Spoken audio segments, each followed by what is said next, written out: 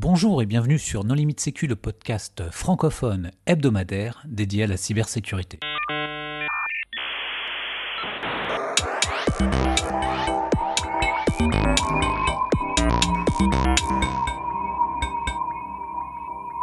Aujourd'hui, un épisode un peu particulier puisque nous enregistrons en direct de la European Cyber Week, que certains appellent l'European Cyber Week. Et nous avons un sujet un peu spécial puisqu'il s'agit d'un CTF, mais pas n'importe lequel, un CTF organisé par la DRSD. Alors pour ça, nous avons deux invités, le commandant K. Bonjour à tous. Et Paul. Bonjour. Et pour cet épisode, les contributeurs No Limite Sécu sont Hervé Schauer. Bonjour. Et moi-même, Nicolas Ruff. Pour commencer, est-ce que vous pouvez vous présenter en quelques mots ? Oui, bien sûr, bonjour. Moi, je m'appelle Karl, je suis commandant à la DRSD et je suis au service depuis maintenant un peu plus de 9 ans. Voilà. Donc, je travaille principalement comme auditeur technique en cybersécurité au profit donc, des institutions, on va dire, étatiques et à la fois tout ce qui est la partie BITD. Voilà. Et Paul, est-ce que tu peux te présenter ? Je m'appelle Paul, j'ai 24 ans, je suis ingé cyber et auditeur technique à la DRSD depuis bientôt plus de 4 ans. Et donc j'ai rejoint le service après une licence professionnelle et j'ai passé un bac plus 5 l'année dernière en même temps que mon travail. Alors, la DRSD, c'est quoi ? Vaste mot, la DRSD, c'est quoi ? C'est un service principalement de contre-ingérence qui est donc le service au profit du ministère des Armées. Voilà. Donc on est là à la fois pour protéger donc, les militaires avant tout, nos institutions étatiques et comme je vous ai dit tout à l'heure, en fait, tout ce qui est toutes les grandes entreprises qui travaillent au profit des armées et de la défense d'un point de vue plus global. Et donc on est là pour faire en sorte que ces entreprises-là ne soient pas trop attaquées ou en tout cas soient protégées par nos services. Voilà. Ce CTF que vous avez organisé, c'est la première fois ou comment vous est venue l'idée ? Pourquoi un CTF en fait ? Alors, ce fameux CTF qui a eu lieu il y a environ un mois et demi, c'est le premier qui s'est ouvert à d'autres services. À la base, on voulait faire un CTF pour perfectionner les compétences techniques des experts en cybersécurité de notre service. Et donc, c'est pour ça qu'on a fait un CTF en 2023, vraiment au profit des agents du service. Il se trouve que ce CTF a vraiment eu un franc succès. Et donc l'idée a été d'en refaire un quelques mois après. Donc nos grands chefs voulaient en faire un chaque année. Donc on a dit que c'était très compliqué parce qu'il y a beaucoup de travail. Donc du coup l'idée est revenue sur la table en 2024. Et donc on a décidé d'ouvrir en fait ce CTF principalement au premier cercle du renseignement français et à d'autres organismes de différents ministères qui ont des compétences cyber. En l'occurrence, on avait 4 ministères qui étaient là présents pendant le CTF. Et les épreuves de ce CTF, elles consistent en quoi ? Alors on avait plusieurs catégories pour ce CTF. On va retrouver des catégories qu'on trouve plus classiquement dans les CTF, de la cryptanalyse, du forensique, de l'OSINT, etc.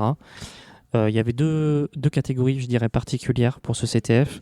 Il y avait notamment la catégorie MISC qu'on retrouve souvent au CTF, un peu les challenges divers qui ne sont pas catégorisables, où on avait de l'hardware, l'intrusion physique, et on avait aussi une catégorie réaliste qu'on ne trouve pas forcément dans les CTF, où on va attaquer, comme en pentest, des environnements Windows ou Linux assez poussés qui prennent du temps, notamment sur la durée et sur la difficulté des exploits à effectuer.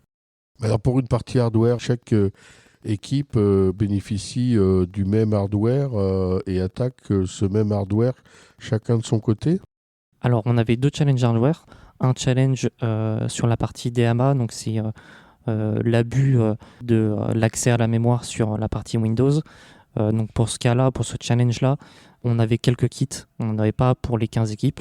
Donc ce qu'on a fait, c'est qu'on a développé une application en interne pour le CTF, pour que les équipes puissent choisir un créneau horaire et se situer. Donc le challenge, il durait maximum 1 heure. Et donc l'objectif du challenge, c'était on leur donnait une valise, on leur disait vous avez récupéré une valise d'une cible, il faut en 1 heure crocheter de la valise et de 2 récupérer le flag, le drapeau de ce challenge sur le bureau de la session Windows. Donc il y avait un double challenge, un peu intrusion physique et aussi intrusion informatique. Donc voilà, et puis l'autre challenge hardware, il y avait assez de kits pour l'ensemble des équipes. Tu parles d'équipe, du coup ça induit une question sur le format du CTF. Est-ce que c'est par service? Est-ce que les gens se connaissent et forment des équipes entre eux? Enfin, il y a combien de participants? Alors pour ce CTF, on avait comme objectif d'avoir 15 équipes de 4 personnes. Donc on avait 60 joueurs en présentiel. Et donc, comme je vous disais, la première phase était d'inviter donc les gens du premier cercle du renseignement, donc des GSE, des GSI, TRACFIN, des NRED, DRM. Et après, d'autres services qui avaient des compétences cyber. Donc, il y avait la MIAD. On avait aussi Polytechnique qui est venu aussi faire une équipe. Donc, voilà, on avait 4 ministères répartis donc, sur 15 équipes. Voilà. Et du coup, vous aviez déjà ces 60 personnes en tête ou vous avez dû faire des préqualifications ou faire des challenges de test pour sélectionner des gens? Non, on a décidé en interne en fait d'inviter des unités qui pouvaient apporter une plus-value, en tout cas pour CTF avec une équipe robuste. Et donc on a fait 15 invitations qu'on a envoyées à différents ministères et donc ces gens-là nous ont répondu favorablement. Les épreuves, c'est vous qui les avez conçues ou vous vous êtes fait aider de l'extérieur? Alors pour les épreuves, on avait en tout 57 challenges proposés sur 2 jours. Plus d'une quarantaine ont été développés par la DRSD sur la totalité des catégories proposées. Et on s'est appuyé avec un partenariat avec l'association GCC de l'école NCBS à Vannes. Donc c'est une association qui est très connue dans le milieu pour participer et mettre en place des CTF, mais aussi par leurs compétences assez ardues. Donc l'idée c'était, comme le service recrute dans des écoles d'ingénieurs notamment comme NCBS, c'était de favoriser un partenariat et de leur proposer de venir pour ce CTF. Donc ils ont proposé une dizaine de challenges sur des catégories que nous, notre section, ne pourrons pas forcément faire des challenges assez compliqués, notamment sur la partie Pwn ou Reverse. Et donc ils ont pu apporter ces compétences techniques. Et sur l'infrastructure, parce que j'imagine qu'il y a un dashboard, les équipes peuvent voir leur score, il y a des systèmes de flag, etc. Est-ce que c'était dans une zone secret défense? Et du coup, comment est-ce que les étudiants arrivaient à gérer le CTFD? Alors, le CTF était en présentiel, donc tout était en interne au service. Au niveau de l'infrastructure, tout était internalisé. On a fait tout nous-mêmes et on n'a pas eu besoin d'entités extérieures. Pour la partie GCC, eux, ils nous ont fourni les challenges et on a implémenté au fil de l'eau les challenges sur la plateforme. De ce fait, les quelques jours avant le CTF, ils sont venus au service pour participer au CTF en tant que spectateurs, mais aussi de tester nos challenges, tester leurs challenges qu'ils ont fait dans l'environnement qu'on a proposé. Mais les gens, ils étaient dans une cage de Faraday. C'est-à-dire que vous êtes certain que derrière les 4 qui sont en front office, il n'y avait pas tout le service derrière qui jouait pour aider, histoire d'être sûr de gagner? La bonne question de la triche dans le CTF, c'est un sujet très récurrent ces temps-ci. En tout cas, on ne sait pas s'ils avaient un back-office. En tout cas, ce qui est sûr, c'est que tout le monde avait en tout cas un 5e personnage qui s'appelait l'IA. Cette IA qui a, je pense, quand même aidé pas mal d'équipes. Faut savoir que toutes les équipes ont utilisé l'IA. Donc voilà, c'était pas interdit en tout cas. Oui, mais quelle IA? Est-ce qu'ils avaient un modèle qui tournait en Llama qui tournait en local ou est-ce qu'ils avaient accès à Internet et ils envoyaient tous les chats sur ChatGPT? Non, mais s'ils ont utilisé Albert, c'est souverain. Mais s'ils en ont utilisé d'autres, c'est tricher.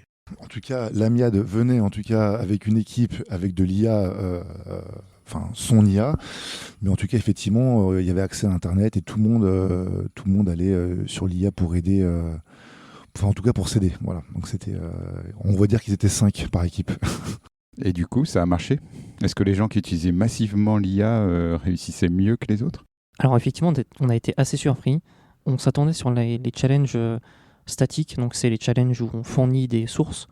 Pour le coup, que ce soit des IA sur étagère pour les entités ou des IA présentes en ligne, c'était assez flagrant.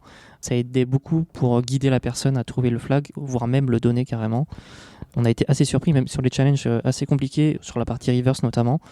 Pour les challenges qui étaient en remote, donc à distance, où on exploitait des failles à distance, c'était plus compliqué, mais quand il y avait des sources, il y avait toujours un bon guidage de l'IA, on va dire, sur les failles à exploiter. Et j'ajoute que quand on a commencé à créer le CTF, on s'est posé la question comment contrer l'IA, entre guillemets, comment ne pas donner trop à manger à l'IA pour essayer que les équipes se débrouillent, on va dire, un petit peu comme à l'ancienne, un CTF où c'est du jus de cerveau, entre guillemets. Et force est de constater effectivement que l'IA a été une aide très précieuse pour beaucoup d'équipes et on ne pensait pas en fait à ce point-là en fait. Oui, parce qu'en fait, vous aviez, donc c'est la 2e édition, si je comprends bien, vous en avez déjà fait en 2023. Ouais, c'est la première édition en externe, on va dire. La première édition était vraiment en interne. Voilà, c'était vraiment entre guillemets un galop d'essai qui a eu beaucoup de succès. Donc là, c'est entre guillemets, c'est le premier CTF qu'on fait de manière ouverte et publique. Voilà. Parce qu'un peu, c'était un peu ma question sur qu'est-ce qui a changé en fait en 2 ans, parce qu'en 2023, l'IA était quand même pas si présente.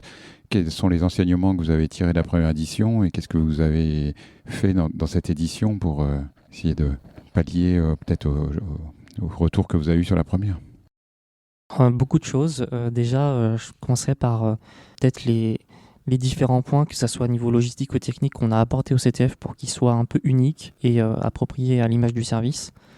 Déjà, on avait un challenge d'entrée.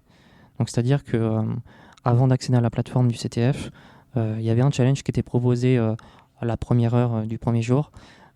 On voulait quelque chose qui se rapproche d'une thématique du service, de notre section aussi d'audit. Donc, on s'est rapporté sur les cas d'IVS, pas très connus, mais c'est tout ce qui est système, contrôle d'accès, détection d'intrusion et vidéosurveillance. Et donc, on a proposé un badge d'accès pour chaque équipe. L'objectif, c'était d'accéder à un des secteurs de ce badge et récupérer le flag qui correspondait à leur mot de passe d'accès à la plateforme. Donc déjà, il y avait un petit côté ludique le premier jour. Après, qu'est-ce qui a changé avec la précédente édition? C'est déjà au niveau de l'infrastructure, on a quand même tout refait, on l'a adapté pour ce CTF-là. Il y avait plus de participants, plus de challenges uniques, plus de challenges à distance. La catégorie réaliste notamment nous a pris beaucoup de temps de travail pour la déployer. On a essayé de se rapprocher d'un système comme on retrouve sur des plateformes type Xbox où quand on lance un challenge Windows, il y a tout un déploiement automatique derrière. Là, on l'a recréé nous-mêmes en interne pour chaque équipe. Donc chaque équipe avec sa propre sandbox, entre guillemets. Et ça nous a pris beaucoup de temps et ça a été en tout cas une grande réussite pour ce CTF. Mais l'investissement, là, il a l'air énorme. Ça vous a pas coûté trop cher? Alors, surtout en temps. Oui, mais le temps, c'est de l'argent. Hein. Oui, c'est ça, oui. Effectivement, mais oui, on a mis 1 an pour le faire.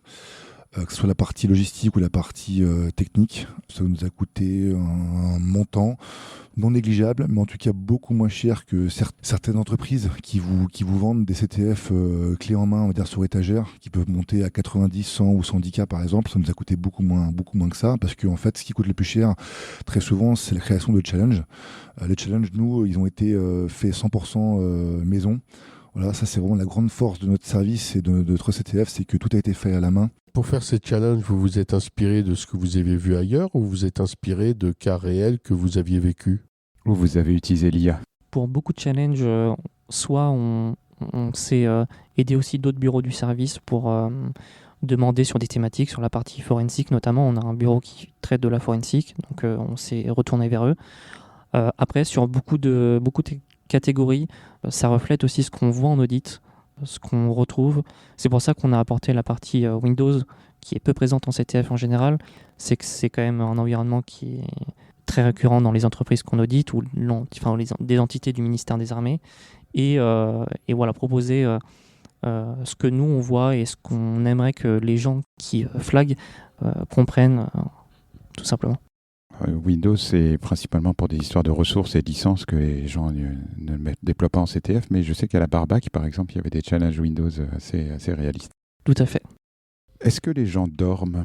On a l'expérience de l'ECSC, par exemple, où en fait, il y a 2 jours. Et en fait, le premier jour, c'est Géopardy, le deuxième jour, c'est Attaque Défense. Donc en fait, ça ne sert à rien de revenir à l'hôtel et de continuer à travailler la nuit. Là, vous êtes sur un format 2 jours. Est-ce que les gens partent avec leur laptop et continuent, font des rotations toute la nuit pour essayer de faire du forensique et des choses comme ça? Des choses qui peuvent se faire offline? Pas exactement. En fait, on a essayé de mettre en place quelques éléments qui nous ont permis en fait que les gens ne repartent pas avec eux, ne repartent pas avec les challenges avec eux. L'idée en fait était de couper en fait le CTF en 2 avec un social event donc le mercredi soir pour que les gens viennent un petit peu se reposer, boire un coup, discuter et surtout aussi que tous les gens des 4 ministères puissent échanger entre eux. C'était ça aussi le but du CTF, c'était de rassembler, on va dire, une communauté cyber qui travaille dans les différents ministères pour que ces gens-là puissent se découvrir et échanger entre eux. Après, on n'a pas mis tous les challenges le premier jour, délibérément, parce qu'en fait, on ne voulait pas que les gens, justement, repartent avec des challenges le soir pour travailler, pour gagner du temps et surtout être plus performants le lendemain, même si le deuxième jour, il y a eu pas mal de flags dès le matin. Donc, on estime que certains ont mis de côté ou en tout cas travaillé un peu le soir pour ensuite flaguer dès le deuxième jour. Mais en tout cas, on a mis à peine la moitié le premier jour de chall. Et le deuxième jour, en fait, on a tout mis. Voilà, comme ça, après, c'était nos limites. Bon, alors, au final, quelle équipe a gagné ? Alors, au final, on a eu un podium qu'on ne pensait pas être dans l'absolu. On a eu le ComCyber qui est arrivé en tête sur ces 2 jours, en réalisant quasiment plus d'une trentaine de challenges sur 60, je crois. Donc, ils ont fait un peu plus de la moitié. Le deuxième, voilà, on a eu l'Amiad. L'Amiad, avec son IA, a fini deuxième. L'IA numéro 2, quoi. On ne pensait pas, hein, pour être honnête, on ne pensait pas. Et puis, effectivement, ils ont fini à une très très belle deuxième place. Et en troisième place de mémoire, on a eu la DREB, voilà, la direction du renseignement militaire, qui a fini à une très belle troisième place. Voilà. Mais est-ce qu'il y a eu des surprises ? Un des problèmes du CTF, par exemple, c'est les solutions inattendues, ou les gens qui arrivent à contourner complètement... qui arrive à faire le forensic parce qu'en fait il y a un vieux fichier log dans lequel le flag se trouve pour X raisons. Alors on a eu le cas pour la partie hardware, pour l'exploitation de la DMA. On partait du principe que quand ils avaient ouvert la valise, ils accédaient au PC. Après il y avait l'exploitation DMA, donc il y avait un boîtier qui reliait à leur PC et au PC cible. Et tout un enchaînement de commandes qu'on avait déjà en tête, qu'ils avaient utilisées. Au final, il y avait une autre commande qu'on n'avait pas vue dans l'outil qui permettait juste de déverrouiller la session Windows et d'accéder au bureau et donc au flag. Donc au lieu de 45 minutes, ils ont mis 10 minutes et c'était assez drôle. Donc voilà. Oui, je ne sais plus comment il s'appelle cet outil, mais effectivement, il passe par le Thunderbolt, enfin le FireWire à l'époque, et en fait, il arrive à changer un octet en mémoire dans l'SASS et du coup, n'importe quel mot de passe est valide, c'est ça ? Effectivement, c'était sur le port PCIe du PC portable. Oui, alors moi je dis FireWire parce que je suis d'une génération qui a mis des cartes PCM CIA dans son laptop pour en déverrouiller d'autres. Le nom de l'outil m'échappe, mais de toute façon, il ne doit plus marcher aujourd'hui. Du coup, est-ce qu'il y a eu d'autres surprises ? Par exemple, je ne sais pas, justement, est-ce qu'il y a des gens qui ont abandonné ? Est-ce qu'il y a eu de la triche ? Est-ce qu'il y a des incidents techniques ? Un serveur qui prend feu, ça peut arriver aussi.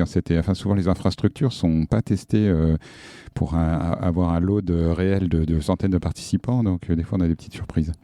Alors, effectivement, on a eu peut-être quelques pannes, mais honnêtement, on avait mis en place, pas documentairement, mais on va dire en tête un PCA pour répondre aux pannes, parce que ce CTF, c'était aussi quand même l'image du service. Donc, on a mis en place des moyens matériels et humains pour pallier à toutes ces pannes.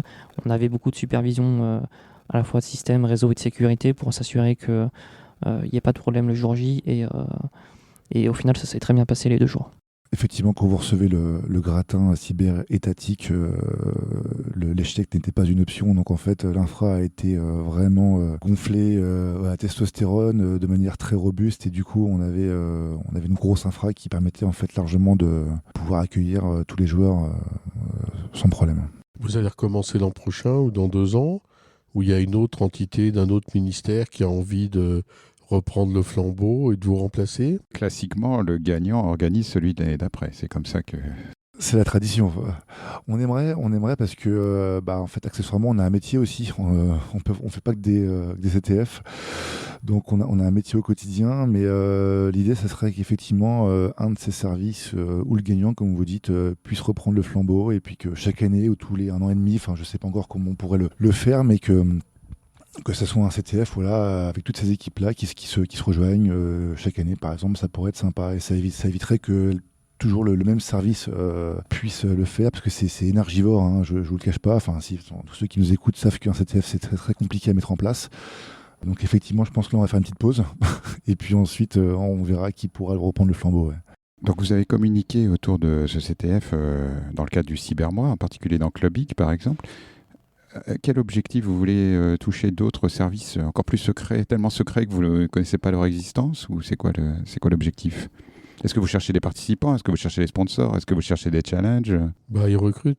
Ouais, le but premier, c'est de montrer que la DRSD est présente dans la communauté cyber au sein des armées, au sein de l'État, et in fine de recruter des personnes, que ce soit des techniciens, des ingénieurs, sur le cyber, sur l'IA notamment aussi, de tout type. Moi, je suis civil, mon collègue est militaire, on a des fonctionnaires, des contractuels, des militaires de toute armée. Le but, c'est de recruter le plus de talents possible pour les missions du service. Et du coup, comment est-ce qu'on fait pour être recruté? Moi, j'avais souvenir une vieille adresse à la poste.net. Alors, le plus simple, c'est d'aller sur le site internet du service, donc www.defense.gouv.fr/DRSD. Le processus de recrutement est explicité pour chaque type de profil. Je rajoute qu'effectivement, en plus, on a la chance depuis l'été. On a maintenant notre nouveau grand chef qui est le général de corps d'armée Bonne-Maison, qui était l'ancien com cyber, donc lui qui a une appétence très forte pour la cyber. Donc notre service va monter en gamme dans ce domaine-là, et donc effectivement la cyber a de beaux jours devant elle, en tout cas chez nous. Voilà. Très bien, on a couvert pas mal de sujets, mais est-ce que vous voudriez apporter le mot de la fin? Bah écoutez, un grand merci à vous de nous avoir reçus ici à l'European Cyber Week. Format assez atypique pour un podcast, mais en tout cas très intéressant. Et puis encore un grand merci. J'ai une petite dédicace à tous les auditeurs de No Limit Sécu qui nous écoutent depuis la DRSD. Oui, effectivement, et ceux qui l'écoutent en courant, voilà, ils se reconnaîtront. Tant qu'ils ne courent pas avec Strava, c'est bon. Bien, merci infiniment à vous deux. Nous espérons que cet épisode vous aura plu et nous vous donnons rendez-vous la semaine prochaine pour un nouveau podcast. Au revoir. Au revoir. À bientôt.